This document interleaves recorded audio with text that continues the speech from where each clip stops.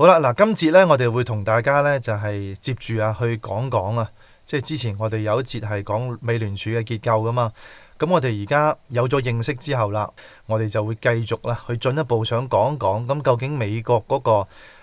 發鈔制度係點樣去運作嘅？因為呢一點咧都幾重要。咁原來咧喺美聯儲嘅結構入邊啊，咁嗰12間美國聯邦儲備銀行咧，就係授權負責咧係發行一種名為聯邦儲備券就作為一個法定貨幣嘅喺美國嗰邊。咁呢個做法係由1913年之前我哋所講嗰個聯邦儲備法入邊咧所規定嘅。咁呢一啲所謂嘅聯邦儲備券呢，其實就係美金啦。所以我哋可以喺一張張嘅美金上邊呢，係睇到佢係印有咧 Federal Reserve Note， 咁亦即係剛才我哋所提及嘅聯邦儲備券。嗱，雖然係咁啦，但係美國聯邦銀行咧就唔會直接係印鈔嘅。咁現鈔嘅發行咧係由美國財政局旗下嗰個印刷局，即係我哋簡稱咧就叫佢做 BEP， 就負責翻一個實際嘅嗰個印刷嘅工作嘅。咁所以喺整個嘅印鈔過程入邊呢，係美國聯邦儲備銀行就係去BEP 嗰邊就提交啲訂單啦。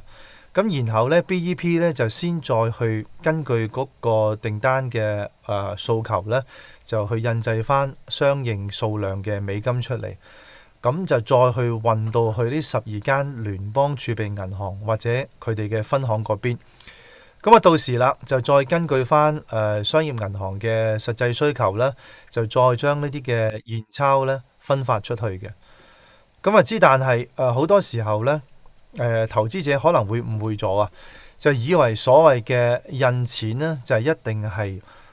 實的的咁樣咧，就去印啲紙幣出嚟。但係其實喺實際嘅情況咧，有時候咧根本係唔需要直接去印紙幣嘅。咁一樣係可以令到市場嘅資金流動性咧係增加嘅。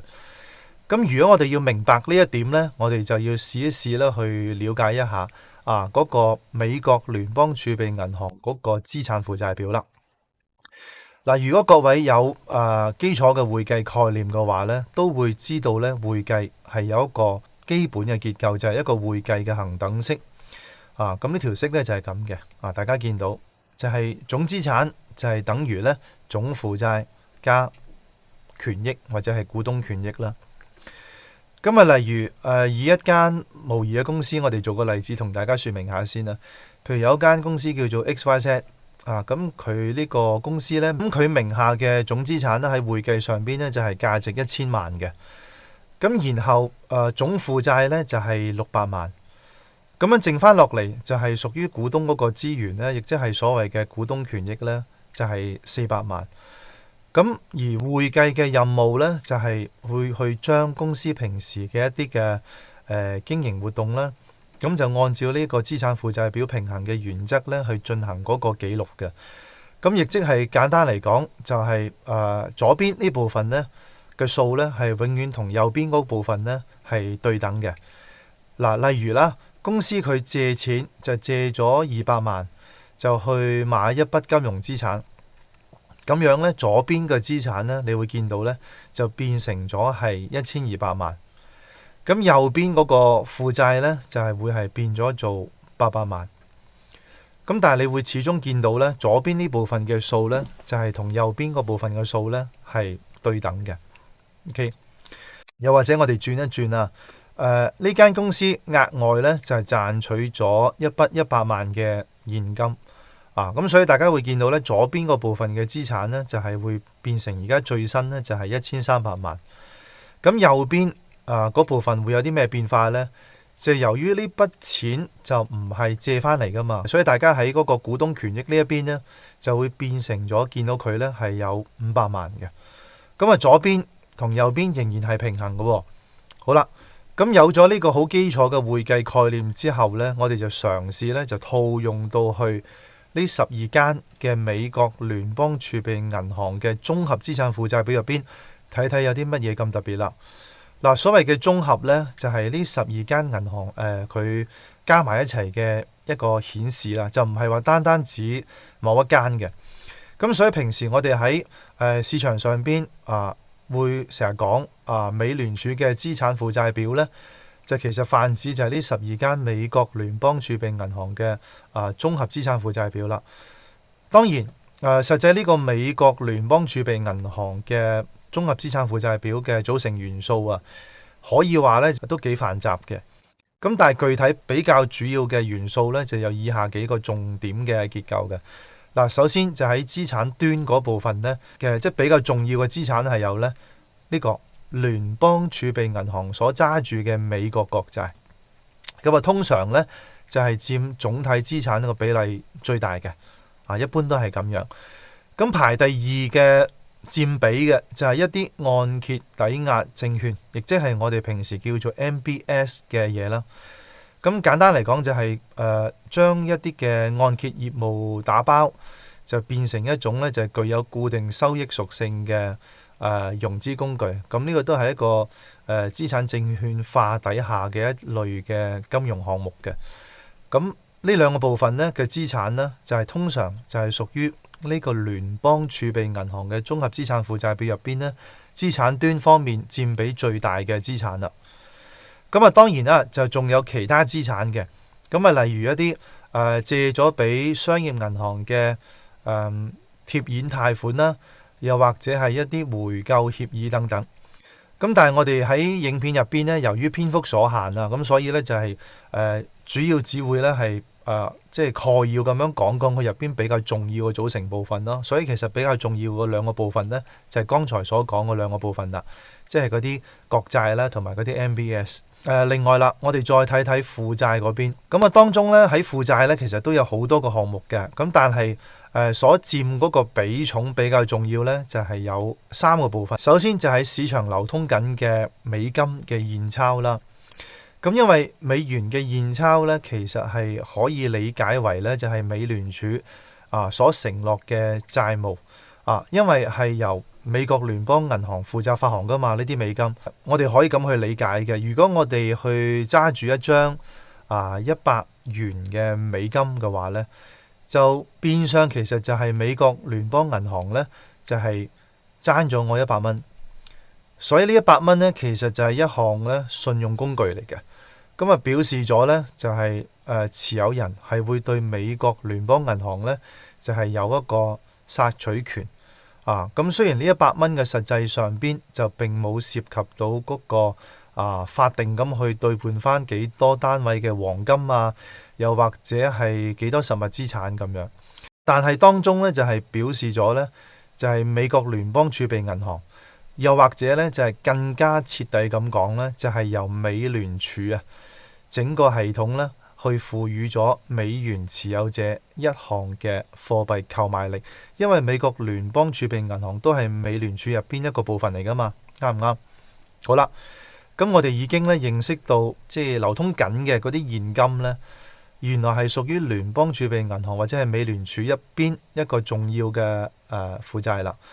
咁除此之外呢，一般佔比最重要嘅負債呢，即係仲有啲呢，就係呢商業銀行放喺美國聯邦儲備銀行入邊嘅錢，亦即係銀行準備金。咁有關準備金嘅知識呢，我哋喺呢邊就唔多講啦，因為大家有興趣可以睇翻我之前嘅教學影片呢，就係會有啲詳細嘅描述嘅。咁仲有啲乜嘢係喺呢個綜合資產負債表嘅負債端入邊比較重要嘅呢？原來就係美國財政部即係佢都有喺聯邦儲備銀行入邊呢，就開立一個戶口嘅。咁就係一個我哋簡稱名為 TGA 嘅賬戶。咁呢個戶口嘅主要嘅功能呢，就係用嚟去處理日常呢聯邦銀行同埋美國財政部之間嘅一啲嘅資金往來啦。咁所以財政部喺呢個戶口入邊呢，所存放嘅資金，亦都係呢個綜合資產負債表入邊就作為負債端嘅一個好重要非常之大嘅部分啦。好啦，咁大家可以睇到呢，嗱，我哋而家列咗出嚟噶啦喺呢邊，就係將整個資產負債表呢用圖示化去同大家去舉例，咁我諗呢係會比較容易明嘅。OK， 大家去睇睇呢邊。嗱，跟住落嚟呢，就係要為大家講解一下美國聯邦儲備銀行究竟係點樣去增加或者係減少嗰個貨幣供應嘅。嗱，首先呢，我哋假設呢就係有間商業銀行 A。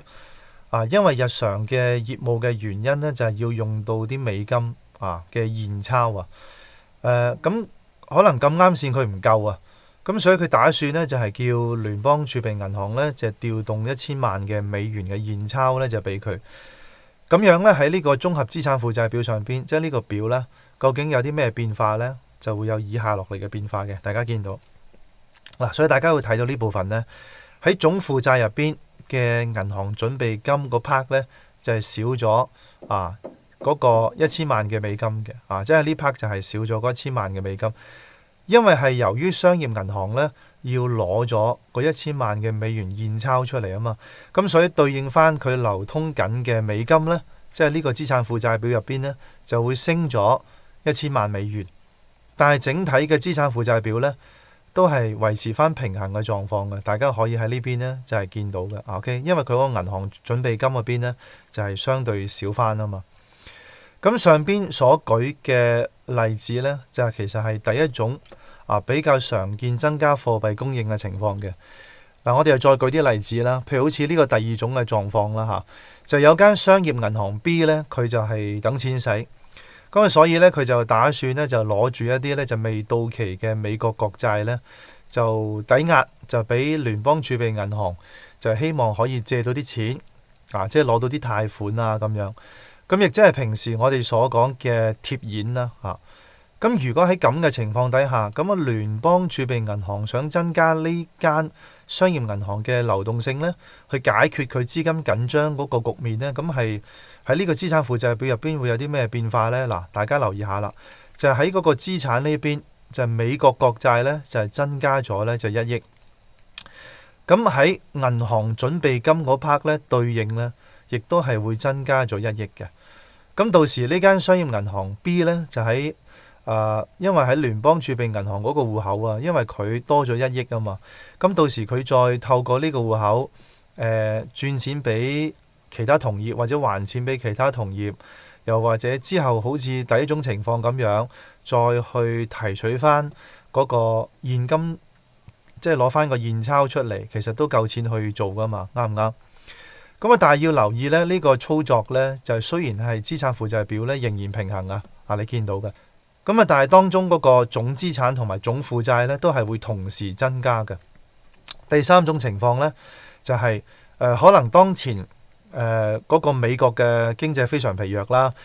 美聯儲咧就需要採取一系列嘅寬鬆貨幣政策去救市，就決定咧就係向商業銀行咧大規模咁購入原先佢哋手上所持有嘅 MBS。咁假設就動用咗咧就2000億嘅美金咧就去救市。咁務求就係希望令到呢啲商業銀行去增加佢哋嗰個資金嘅流動性啦。咁呢類型嘅動作又會令到呢個綜合資產負債表有咩變化呢？所以大家就會見到喺總資產入邊嘅 MBS 呢個數字呢，就會去到呢部分嘅美金金額嘅。咁但係對應翻喺個負債端入邊呢，銀行個準備金呢，大家就會變咗呢，就係呢個數字嘅。你見到 OK？咁雖然呢就係資產負債表仍然係平衡但係整體嘅總資產同埋總負債呢都出現咗增加。咁所以呢種情況喺市場上邊一般我哋就會叫佢做呢擴表個擴張個擴咯亦即係代表咗呢個資產負債表擴大咗。呢種做法通常就係會係發生喺當前美國經濟比較疲弱嘅時候呢。咁美國聯邦儲備銀行就會透過擴大嗰個即係負債啦，去收購商業銀行入邊手上邊嘅金融資產，咁務求咧可以增加市場資金嗰個流動性嘅作用嘅。咁由於佢買咗資產啊嘛，咁佢個資產嗰邊咪又會大咗咯。但係由於佢係用負債嘅形式去買噶嘛，咁兩邊都會扯大咗咯。OK。相反，如果美國當前嘅經濟譬如我當係發展太快啦，通脹可能會比較高企，咁美聯儲就會諗辦法啦，點樣抽走銀行體系入邊呢，就係啲多餘嘅資金。咁會點樣做呢？就係可能喺市場上邊向一啲嘅商業銀行呢，就拋售翻一啲嘅美國國債出去。咁啊，例如呢，聯邦儲備銀行就諗住去向呢啲嘅商業銀行呢，就拋售3000億嘅美國國債。咁喺資產端嗰邊呢，就當然係會少咗3000億啦。咁喺負債嗰一邊呢，都會少咗㗎，因為商業銀行呢，就係向聯邦銀行，即係呢啲聯邦儲備銀行去買嗰個國債嘅時候呢。OK， 咁啊變相呢啲銀行嘅準備金嗰邊就會少咗啊。咁因為銀行可能會用翻呢部分嘅準備金啦，去支付翻嗰個買國債嘅資金啊嘛。咁樣即係代表咗呢，聯邦儲備銀行就會相對呢，就係爭少咗呢啲嘅商業銀行嘅錢啦。咁所以呢一種喺市場上邊抽走多餘嘅資金嘅貨幣政策呢，我哋一般呢就會叫做縮表啊，縮即係縮細個縮啦。咁因為我哋係睇到透過呢個做法呢，聯邦儲備銀行嘅總資產同埋嗰個總負債呢，都係會一齊咁樣呢係減少嘅，所以咪就叫縮表咯。又或者我哋最後再舉多個例子啦，等大家可以容易啲去明。例如美國政府而家有好多開支要用，咁啊透過財政部呢，就發行咗5000億嘅美國國債，咁啊然後呢，就再賣俾呢聯邦儲備銀行。咁喺呢個操作入邊呢，美國聯邦儲備銀行嘅資產負債表呢，大家會見到佢嘅總資產呢，就係增加咗呢，就係5000億嘅。咁因為當中嘅美國國債嗰部分呢，就係增加到去呢部分嘅美金嘅金額，而對應嘅負債呢，亦都係會增加呢5000億嘅。咁因為聯邦儲備銀行呢，就係撥咗5000億去到呢個所謂嘅 TGA 嘅戶口入邊，咁財政部到時喺呢個戶口度有錢啊嘛，咁佢再可能調錢到其他商業銀行啊找數啊，又或者係直接再去提取現金嚟去做其他嘅支付都會有足夠嘅錢咧去進行啦。因為呢個戶口畢竟咧係多咗5000億噶嘛，啱啱咁所以呢，透過上邊呢幾個例子呢，我哋就可以明白到喺實際增加貨幣嘅供應上邊呢，其實就唔需要話一定係要發行現鈔嘅。咁聯邦儲備銀行可能只係喺上面嗰幾個戶口度去調動一下資金啦，就同樣可以起到嗰個增加貨幣供應又或者減少貨幣供應嘅一個功效。咁所以你話美聯儲呢個系統嘅設計係幾咁神奇呢？咁一般喺財金術語入邊呢，上面所提及嗰個聯邦儲備銀行所進行嘅一系列嘅又買債啦，又或者又賣債嘅操作咧，我哋通常咧就會係統稱佢咧就叫做公開市場操作嘅。咁所以美聯儲嘅公開市場操作咧就成為咗美國主要嘅貨幣政策之一。因為大家見到啦，透過呢個一系列嘅公開市場操作嘅做法咧，係會好有力咁樣咧，就影響到美國金融體系入邊嗰個資金嘅流動嘅速度咧，同埋規模嘅。甚至乎咧係會間接或者直接影響到環球市場上邊嗰個資金流向。所以咧就係作為咧投資者其實係有需要咧對上面嗰個一系列嘅操作咧係進行了解嘅。但係大家可能會問，咁聯邦儲備銀行係唔係隨意咁樣中意增加幾多貨幣供應就增加幾多貨幣供應呢？係唔係完全冇規範嘅呢？咁實情係咁嘅，因為喺1913年推出嗰個聯邦儲備法入邊呢，確實係授權咗呢美國聯邦儲備銀行喺美國嗰個發行貨幣嗰個權力。但係具體嘅操作呢，係需要遵守翻相關嗰個貨幣發行嘅資產支持原則嘅，亦即係呢美元嘅發行背後呢，係要有對應翻一啲合適嘅資產就去做 support 嘅。亦都可以係叫做我哋學名啲咁叫呢，就叫一個合適嘅一個擔保。咁而呢一個合適嘅擔保資產呢，就可以係由美國嘅財政部發行嘅美國國債啦，又或者係其他被認可嘅一啲嘅資產。咁所以呢個合適嘅擔保資產呢，就唔係淨係局限於呢，就係美國財政部發行嘅美國國債㗎。呢點大家要留意啦。OK，咁但係喺實務上邊個操作呢，比較主要呢，確實係會以美國國債呢，就作為嗰個發行美元背後嘅支持資產。亦即係表示咗喺呢個聯邦儲備銀行嘅綜合資產負債表入邊呢，當要增加美金嘅供應量嘅時候，係要對應翻有合適嘅資產呢進行支持嘅。咁樣做嘅目的呢，都係希望美元嗰個發行呢就變得更加有基礎。咁但係至於聯邦儲備銀行佢要發行幾多金額嘅美金啊，又或者係幾時發行一次啊？咁呢個就冇好具體咁去特別規範嘅。咁但係亦都唔代表話佢自己中意加幾多印幾多就去發行幾多，就唔係咁嘅意思。因為呢，我哋要留意翻呢，就係喺 FOMC 入邊進行議息嘅時候呢，即係剛才我哋提及過嗰個公開市場委員會呢，佢每年會係正常去開8次議息會議噶嘛。咁當時嗰個 FOMC 呢，就會根據翻呢美國當前嗰個經濟發展狀況呢，去訂立一啲利率變動目標嘅。咁接住落嚟啦，咁聯邦儲備銀行呢，就會進行一個配合啦。咁而為咗可以迎合到 FOMC 呢個利率目標啦，即係聯邦儲備銀行就會評估一下當時嘅貨幣供應水平點樣先至係為之比較合適呢？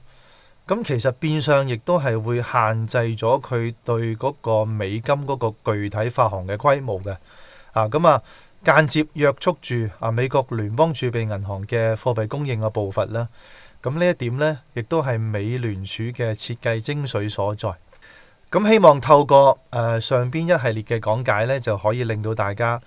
清楚多少少啦，有關美聯儲嘅實際嘅運作啦，同埋美金發行嘅操作嘅。咁我哋下次見啦，拜拜。